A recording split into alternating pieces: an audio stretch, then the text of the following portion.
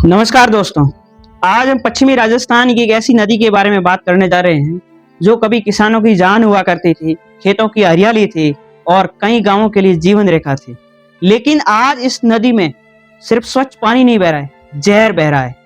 कई लोगों को स्किन डिजीज से संबंधित बीमारियां हो रही हैं, खेत बंजर हो गए हैं और अब यहाँ एक बड़ा आंदोलन खड़ा हो चुका है। सवाल सिर्फ इतना है, क्या जोजड़ी नदी फिर से जीवन रेखा बनेगी या हमेशा के लिए मौत की धारा बन जाएगी? आइए जानते हैं पूरा मामला इस वीडियो में। जोजड़ी नदी पश्चिमी राजस्थान की एक मौसमी नदी है जो नागौर जिले से शुरू होकर जोधपुर होते हुए बालोतरा के पास लूनी नदी में मिल जाती है। लेकिन इस वक्त ये औद्योगिक अपशिष्ट से पूरी तरीके से दूषित हो चुकी है। विशेष रूप से जोधपुर और बालोतरा की फैक्ट्रियों से जो निकलने वाले रासायनिक पदार्थों का जो अपशिष्ट है उनको ट्रीटमेंट किए बिना ही नदी और नालों में छोड़ दिया जाता है, जिससे ये नदी पूरी तरीके से दूषित हो चुकी है, जिससे लगभग 2 मिलियन से अधिक लोगों के अस्तित्व पर संकट के बादल छा गए हैं। सिर्फ मनुष्य ही नहीं, पूरा का पूरा इकोसिस्टम कोलैप्स कर रहा है। टाइम्स ऑफ इंडिया की रिपोर्ट के मुताबिक इस नदी में बढ़ते प्रदूषण के कारण हजारों जंगली जानवर नष्ट हो गए हैं।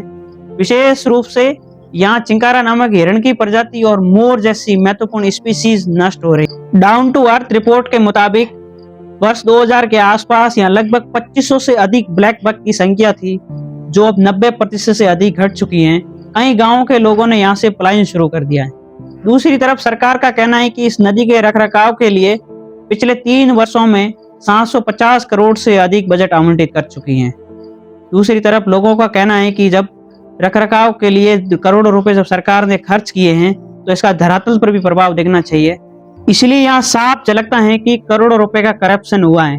लोगों का कहना है कि सरकारी बजट से जो विकास के नाम पर करोड़ों रुपए खर्च हुए हैं उसका प्रॉपर तरीके से ऑडिट होना चाहिए और इस प्रदूषण से जो कृषि भूमि नष्ट हो रही है उसका उचित मुआवजा मिलना चाहिए।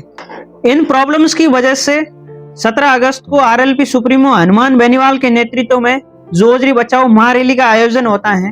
हालांकि यह आंदोलन सरकार के नीतिगत स्तर पर जरूर दबाव बनाएगा, लेकिन तात्कालिक रूप से कोई ठोस परिणाम और स्थायी समाधान निकले ऐसा संभव नहीं है, क्योंकि जोजड़ी नदी मौसमी नदी होने के कारण जब बारिश ज्यादा आती है तभी इस समस्या स्पष्ट रूप से सामने आती है। दूसरी सबसे बड़ी समस्या ट्रीटमेंट प्लांट्स में लंबे समय से कोई टेक्निकल रिफॉर्म नहीं हो रहा है और न ही सरकार के पास में कोई ऐसा ब्लूप्रिंट है। तीसरी सबसे बड़ी समस्या अकाउंटेबिलिटी को लेकर है, क्योंकि एडमिनिस्ट्रेटिव करप्शन इतना ज्यादा है कि यहाँ ठोस समाधान निकालना बहुत मुश्किल है।